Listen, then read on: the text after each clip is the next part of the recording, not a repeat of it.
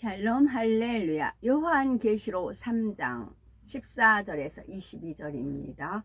라오디게아 교회의 사자에게 편지하라. 아멘이시요. 충성되고 참된 증인이시요. 하나님의 창조의 근본이시니가 이르시되 내가 네 행위를 아노니 네가 차지도 아니하고 뜨겁지도 아니하도다.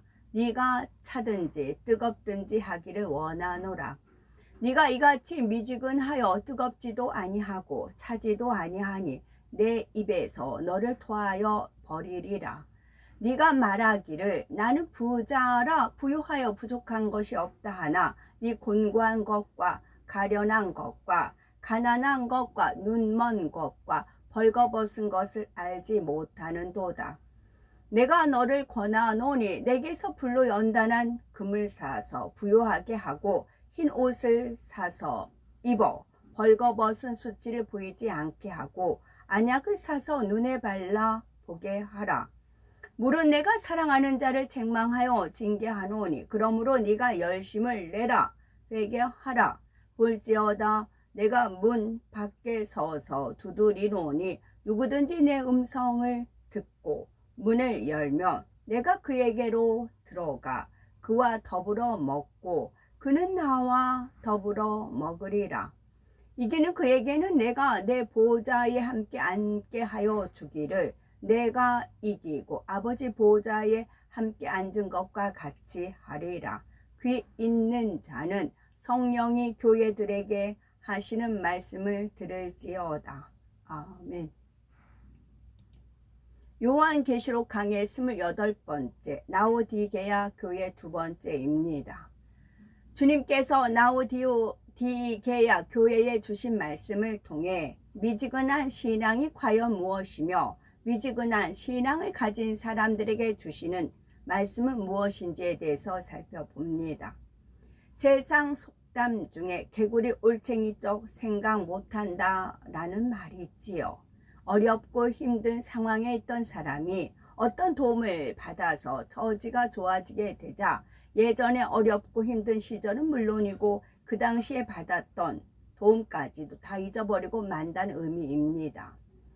신앙 안에서도 이처럼 여러 가지 문제들로서 어렵고 힘든 시절 하나님 앞에 간절히 기도하고 간구해서 하나님의 은혜와 축복을 입게 되었는데 오히려 하나님을 멀리하고 세상과 짝해 나가는 경우가 있습니다.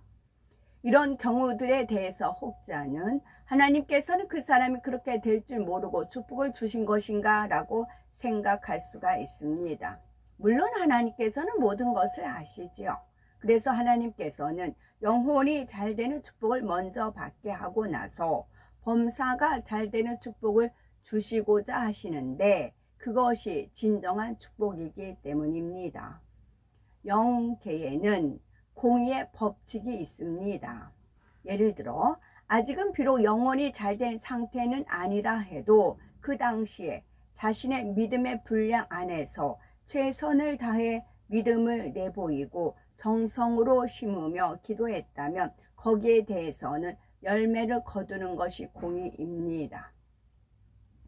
물론 영혼이 잘 되는 축복도 주시겠지만 그 순간에 믿음으로 심고 행한 것은 거두게 하시지요. 만약 모든 사람이 다 영혼이 잘 된 후에야 범사가 잘 되는 축복도 받을 수 있다면 과연 응답받고 축복받을 수 있는 사람이 얼마나 되겠습니까? 여기서 중요한 것은 이렇게 응답받고 축복받을 이후에 신앙생활을 어떻게 하느냐에 따라 받은 응답과 축복이 온전한 것으로 열매를 맺기도 하고 반대로 다시 사라져 버릴 수도 있다는 사실입니다. 그러므로 하나님으로부터 축복을 받은 이후에 어떻게 행해 나가느냐 그리고 받은 축복을 어떻게 사용하느냐도 중요한 것이지요. 때로는 교회들 중에도 하나님께서 주신 축복을 잘못 사용하는 경우가 있습니다. 예를 들어서 어떤 교회가 열심히 기도하고 하나님의 나라를 위해 충성해 나가면 하나님께서는 부흥과 물질의 축복도 주시며 성도들에게도 합당한 축복을 주십니다.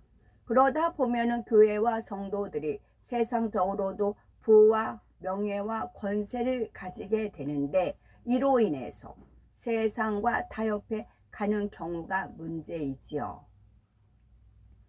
교회가 부와 명예와 권세를 구하거나 그것을 가지고자 욕심을 내서는 안 되겠지만, 설령 그러한 것을 가지게 되었다 해도 그것은 오직 하나님의 나라와 영혼들을 위해서 좋은 의도로 사용되어져야 합니다. 더욱 겸비한 모습으로 주변을 섬김으로써 세상의 빛과 소금이 되어야 하며 하나님의 영광만을 나타내기 위해 힘써야 하지요. 지옥에 예수님께서 지옥의 비유를 드실 때 지옥 불은 소금 치듯 한다, 그 표현을 쓰셨잖아요. 이제 소금을 후라이팬에 하면 타닥타닥 튀잖아요. 저는 이제 제가 소금을 볶아서 쓰니까 이제 그것을 더 알죠. 타닥, 굉장히 또 뜨거워요. 타닥타닥 튀기거든요. 다시 그 부분을 읽던 중에 주님께서 어떤 마음을 떠올려 주셨느냐 하면, 전에도 이제 소금은 너희가 새 빛과 소금이 된다고 했잖아요. 소금은 녹아야 돼요. 소금이 안 녹으면 안 돼요. 소금은 반드시 녹아야 됩니다. 근데 교회는 다닌다 하면서 본인이 죽어지질 않아요. 본인이 녹아지지를 않아요. 세상에서 어떤 모임에서든지. 그럼 소금 덩어리 그대로 있어요. 마치 롯의 아내같이. 그냥 있으니까 어떻게 가요? 천국 가요? 못 가잖아요. 그러니까 지옥에 가는 거지요. 소금 그 덩어리 그대로 있는, 그와 같은 많은 비유가 있었지만 주님께 소금이 이제 그런 표현을 쓰셨잖아요. 그것이 그런 연유일 수도 있다라는 그런 마음을 또 주셔서 또 다시 한번 말씀을 읽던 중에 은혜를 받았죠. 어떤 교회들은 부와 명예와 권세를 얻게 되었을 때 더 많은 것을 얻기 위해 세상과 타협하는 경우가 있습니다. 어찌하면 한 영혼이라도 더 구원할까? 어찌하면 하나님의 나라를 더 확장해 갈까? 이런 것에 관심을 가지기보다는 세상과 적당히 타협해 가면서 부와 명예와 권세를 가진 사람들과 함께해 가는 것입니다. 그렇다 하여 세상에서 부와 명예와 권세를 가진 사람들을 배척하라는 의미는 아닙니다. 당연히 그러한 사람들도 그리스도의 사랑으로 품어야 하고 주 안에서 교제하여 그들에게도 믿음을 심어주어 그들을 통해 하나님께 영광을 돌릴 수가 있다면 너무나 좋은 일이지요. 하지만 이러한 순수한 목적이 아니라 교회가 더 큰 부와 명예와 권세를 얻기 위해 세상과 짝게 가는 경우가 있다는 거지요.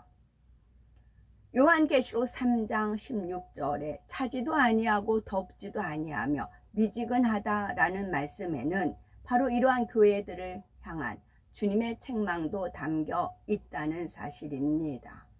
하지만 신앙이 미지근하다는 말씀에 담긴 가장 중요하면서도 근본적인 의미는 바로 하나님과 세상 양쪽에 걸쳐 있는 신앙을 말하지요. 쉽게 말해서 양다리를 거치고 있다가 상황에 따라 자기 유익이나 편의를 쫓아 좋은 쪽을 택하는 것입니다. 어느 유튜브 상을 보니까 양다리 걸치면 100% 지옥 간답니다. 100% 양다리 거쳤을 때 100% 지옥 간다고 하나님께서 그러셨다고 상담하는 걸 들었습니다.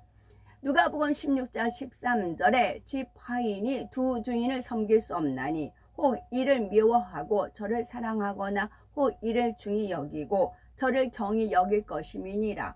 너희가 하나님과 재물을 겸하여 섬길 수 없느니라 말씀하고 계십니다.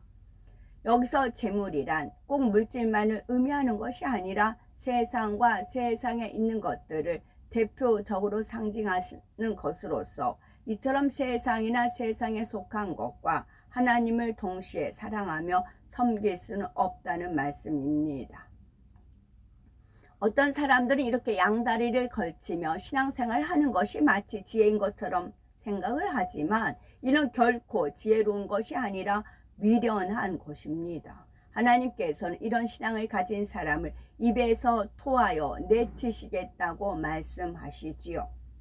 요한계시록 3장 17절은 네가 말하기를 나는 부유자라 부유하여 부족한 것이 없다 하나 네 곤고한 것과 가련한 것과 가난한 것과 눈먼 것과 벌거벗은 것을 알지 못하도다 했습니다.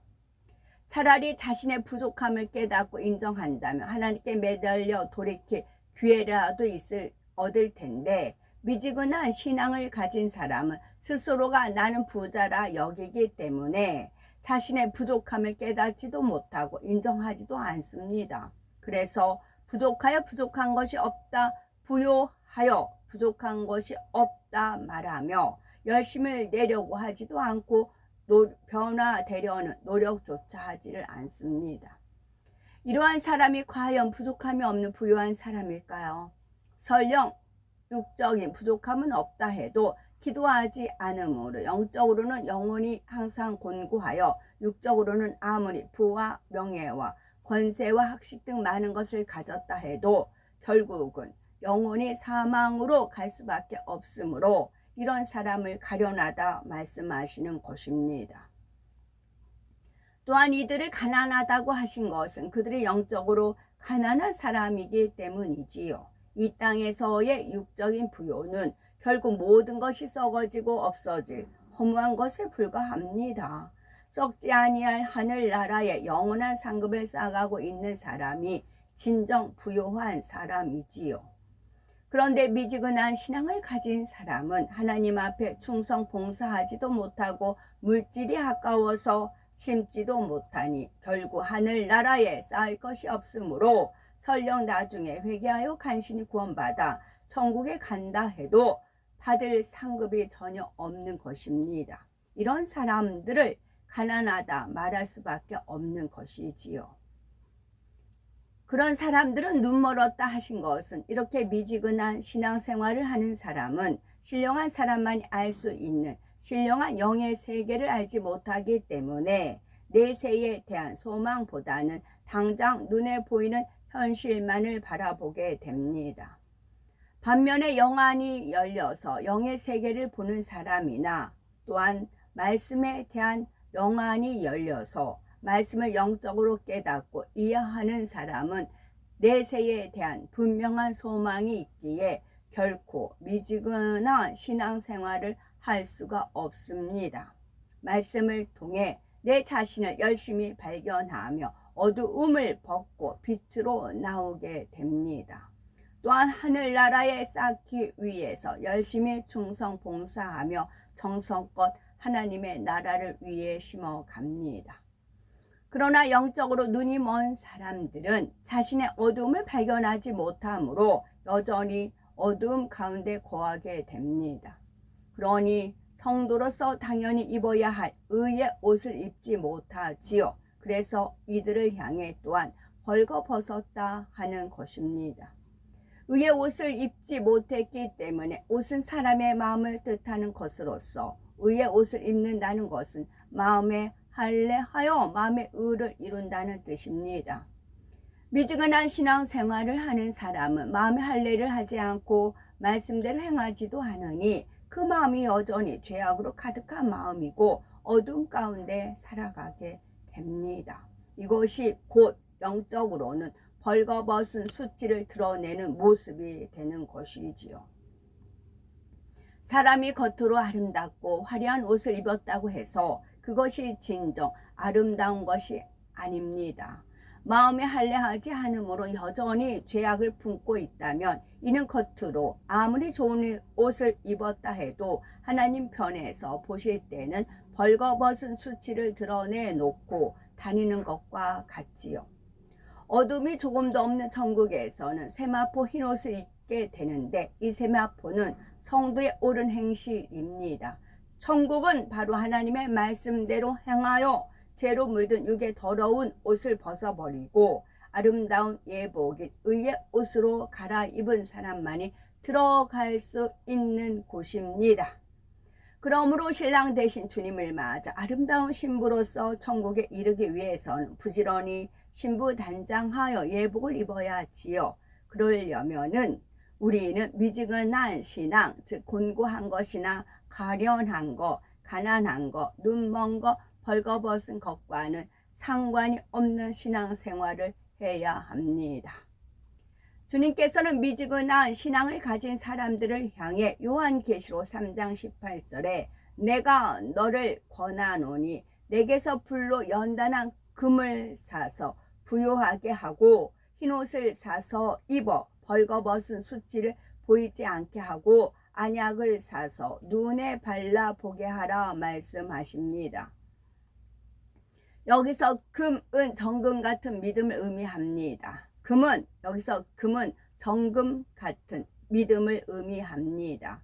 세상 사람들이 금을 가장 귀하게 여기는 것처럼 신앙생활에 있어서도 보배 중에 보배인 믿음을 금에 비유하여 말씀하신 것이지요. 따라서 금을 사서 부유하게 하라는 말씀은 금과 같이 변함이 없는 믿음을 소유하라는 뜻입니다.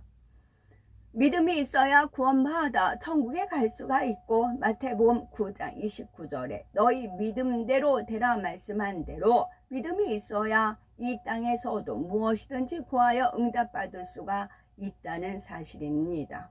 그런데 중요한 것은 입술로만 믿습니다 고백한다고 해서 그것을 무조건 믿음이라고 하는 것이 아니라 하나님의 말씀대로 지켜 행하는 행함이 따르는 믿음이어야 하며 또한 상황과 조건에 상관없이 변함없는 한결같은 믿음이어야 합니다.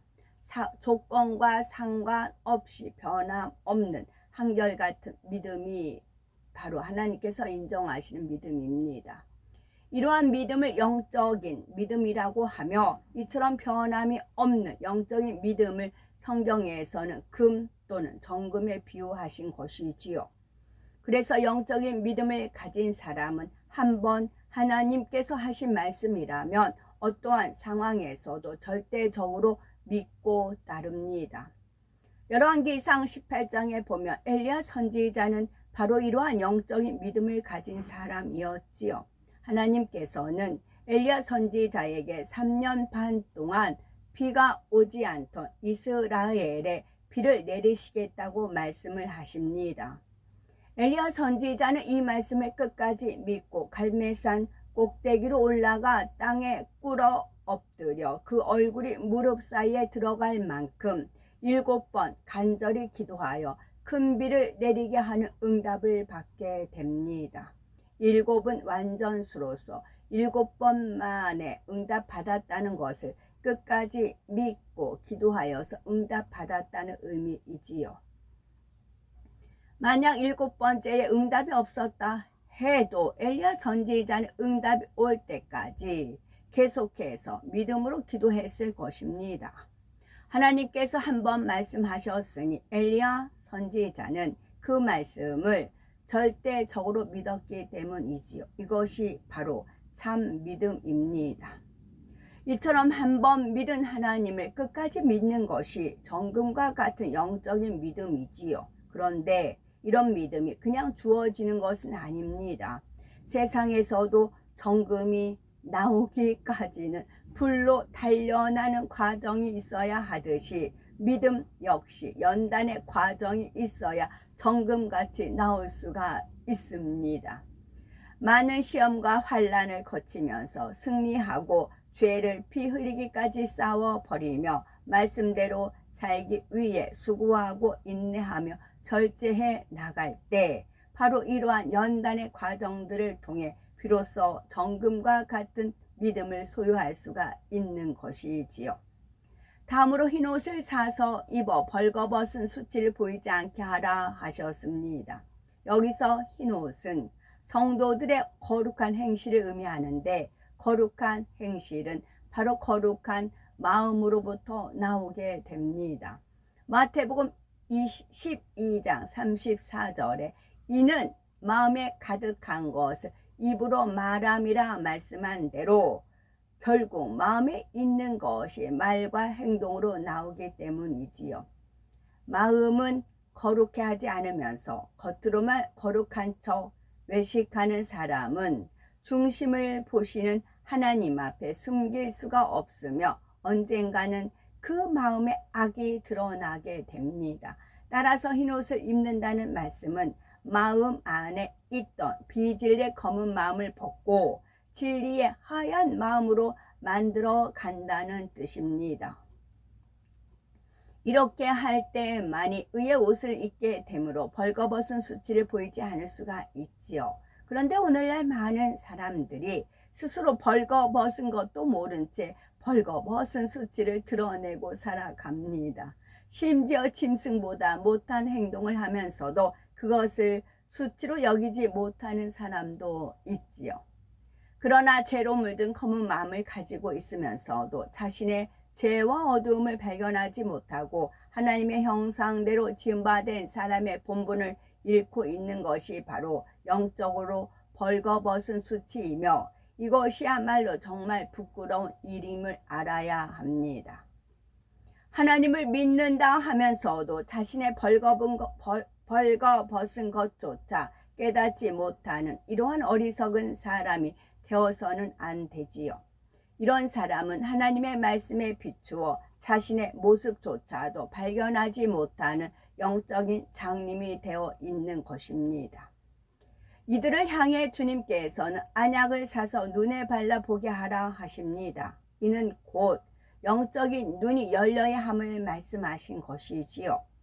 믿음을 가지고 말씀대로 살아가다 보면 차츰 성령의 음성도 듣게 되고 진리가 무엇인지 죄가 무엇인지 깨닫게 되며 영적인 분별력이 생기게 되는데 이것이 바로 영안이 열리는 것입니다.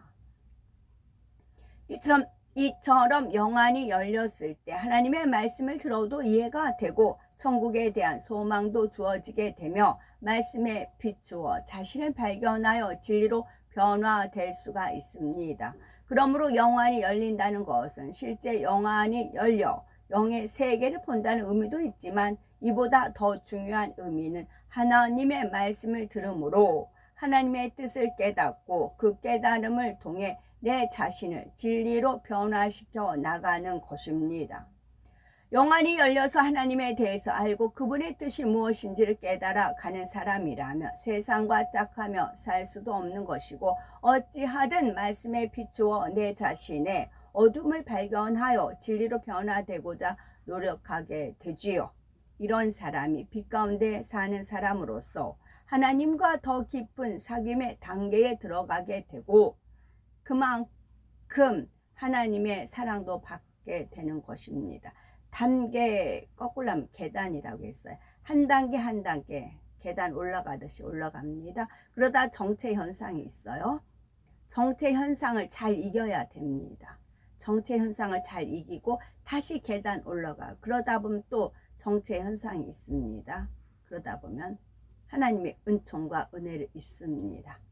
앞으로 하나님 앞에 결코 미지근한 신앙이 되지 말고 날이 갈수록 더 뜨거워지는 신앙이 주님께서 우리를 데리러 오시는 날까지 변함없이 계속되심으로 하나님의 지극한 사랑과 보장을 받는 우리가 되셨으면 좋겠습니다. 그 히브리어 맴 하는 그 네모가 맴에다가 그 요드라고 하더라고. 뭐 하나 딱 하면은 그 이제 그 음가로 님이라고 읽어져요. 그 뜻은 님과 함께래. 임과 함께. 그러면 우리 그 한참 유행했던 님과 저 푸른 초장 위에 그림 같은 집을 짓고 그 쭉 있죠. 사랑하는 님과 함께 영어도 살겠나? 뭐 그 있잖아요. 그 이제 주님이 항상 그거를 이제 25년 전에 주셨었어요. 그게 비전이었어요. 네모 입고서 이제 그 공부하는데 님과 함께, 어머, 님과 함께, 님과 함께 그렇더라는 거지요. 아멘.